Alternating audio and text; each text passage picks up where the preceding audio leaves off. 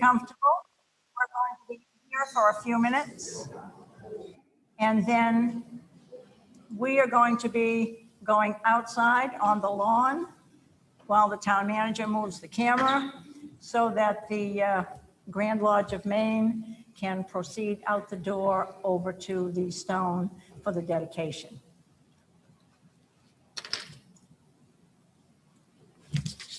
History here in Arundel goes back to 1614, when we were then Cape Porpoise.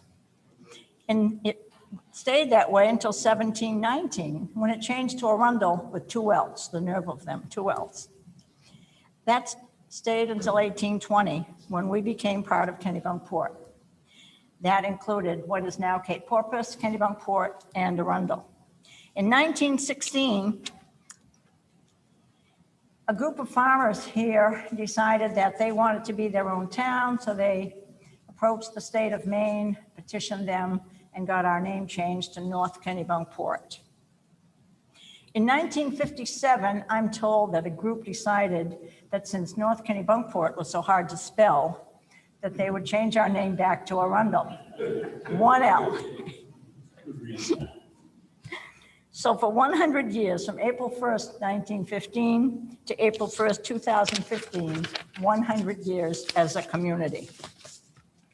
When we dedicated the town hall, the Masons came to us and said, we would like to help you put in a time capsule.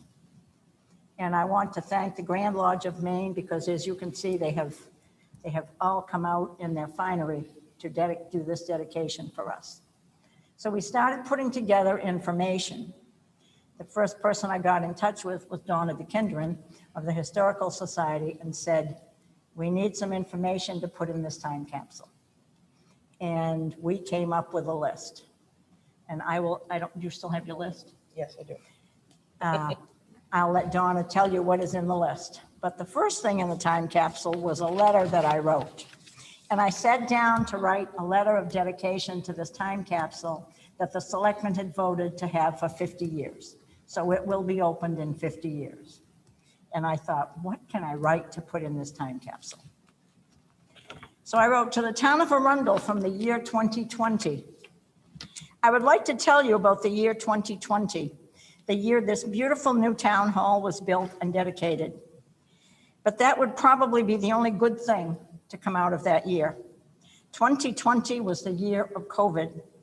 Wearing masks, sanitizing your hands and home, fear of everyone and everything, shortages of toilet paper, Clorox bleach, disinfecting wipes, plastic gloves, soups, paper towels, and even fear of going to the grocery store.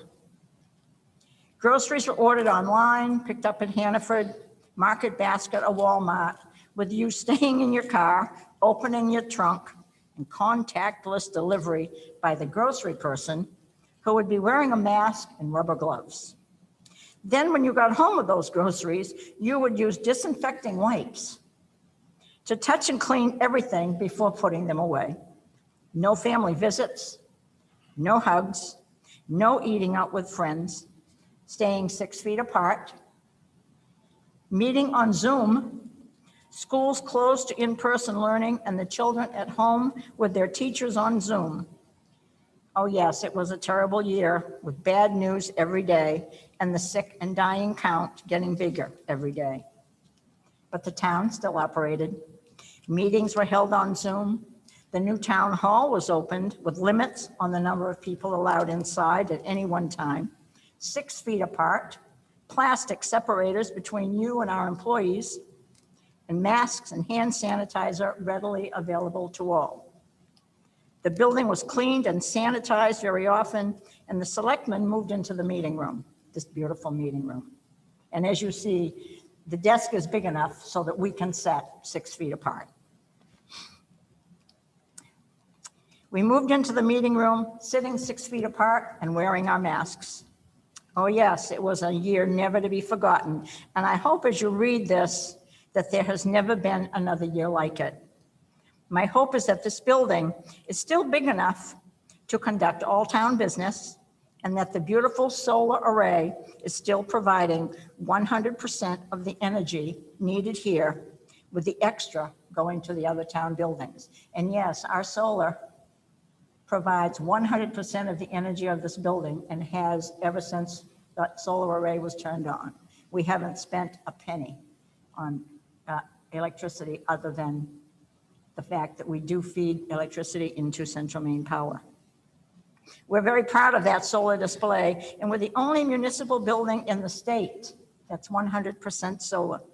We are energy efficient.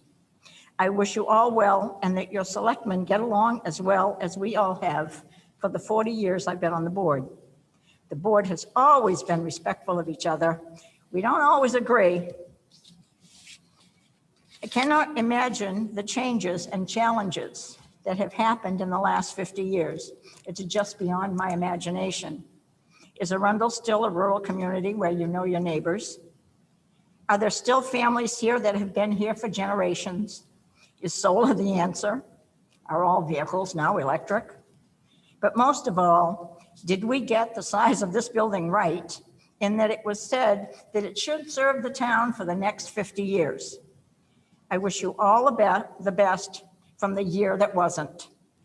Sincerely, Velma Jones Hayes, Chairman, Board of Selectmen.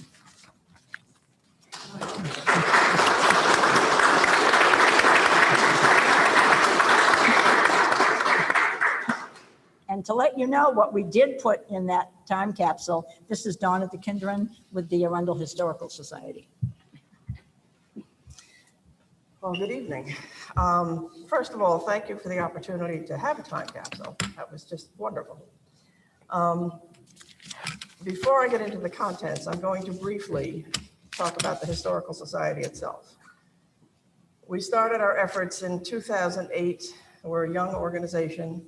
We have a very small, dedicated group of people who work pretty much constantly on something. We provide public suppers for the local community. We instituted several years ago something called Heritage Day in September, which is a very local, simple, family-oriented, free event. Outdoors, food, entertainment, a little bit of everything, animals. We also have produced, and this now leads me nicely into what's in the time capsule, 2 books. And they are thanks to basically all of the people in Arundel. We have over the years solicited photographs, documents, written memoirs from a variety of folks, and they've been very nice to oblige us. The first book that we put together is called Arundel Proud to Be. It takes us from the 1915 decision to split from Kennebunkport to 2015, which was when the book was published, and covers those 100 years quite nicely. The second book we put together, we did for the non-existent bicentennial in 2020, but undaunted, we published the book anyway.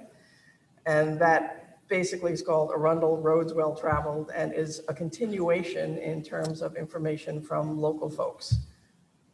We're very appreciative to all of them for everything that's been donated, and we have more coming. Lots of photographs and other information. I suspect we have another book or 2 in us. Some of the other things that are in the time capsule are some information about our organization. We have a copy of our bylaws in there. We also have some other information in terms of the types of events that we have held over the years, various flyers and programs to let people know the kinds of things we were doing at this point in time. There are some photographs taken by a local photographer of the old and new town hall, as well as the fire station and their current conditions in 2020. There is also a photograph of the Veterans Memorial, which we solicited funds for from the community, and this was the first thing we did. It was in 2010, and we were shocked at the outpouring of money and effort and materials to put together the Veterans Memorial, which for a town with this history was sorely lacking. So there was a photograph of that, as well as a copy of what was a current Veterans Honor Roll as of November of 2020. More names have been added since and will continue to be added. We put in a Republic of Arundel t-shirt, which has an interesting story behind it. That was something that was around in the 1970s, and we found sample of it, reproduce the logo on it, because it very much says what Arundel is about. We are a very independent, unique, even though everybody tells me every small town is the same, I don't believe it. Small town filled with wonderful people, and Republic of Arundel expresses some of the grit that the local folks have. Anyway, there's a copy of the t-shirt in the time capsule. There's also an uncirculated Maine State Quarter and assorted newspaper articles from the time capsule was loaded up. And I think that covers most of it. I'm sure there are a few other little surprises in there that folks will find when they open it in 50 years. Again, we appreciate what you did. We appreciate having a time capsule. And we also would appreciate if the people in Arundel who are currently here, especially new folks, would join us in preserving Arundel's history. I joke all the time that it would be really nice to have some members that are less than 100 years old. It gets tiring, and some younger blood and some people who are willing to pitch in and become, even as newcomers, which I was once, I'm not from Arundel originally, as newcomers become a part of this organization and a part of this community in a very meaningful way, because it is a wonderful community of people. Thank you. You'd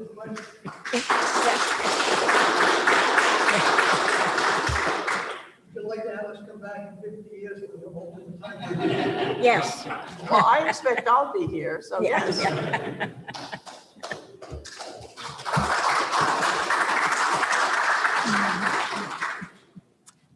Thank you so very much. And again, a big thank you to the Lodge of Maine for being here, for not only providing us with a time capsule and the stone with the inscription on the top, which we will be going right out to see. So if those of us in the audience who aren't members of the Grand Lodge will go out onto the lawn while Keith, our town manager, is going to change the camera so that we can film everything, then this concludes our program in here. Oh, one thing you forgot to say that's in the time capsule. There's a mask in the time capsule. That's it. We put one in the time capsule. Thank you very much. We'll join you outside.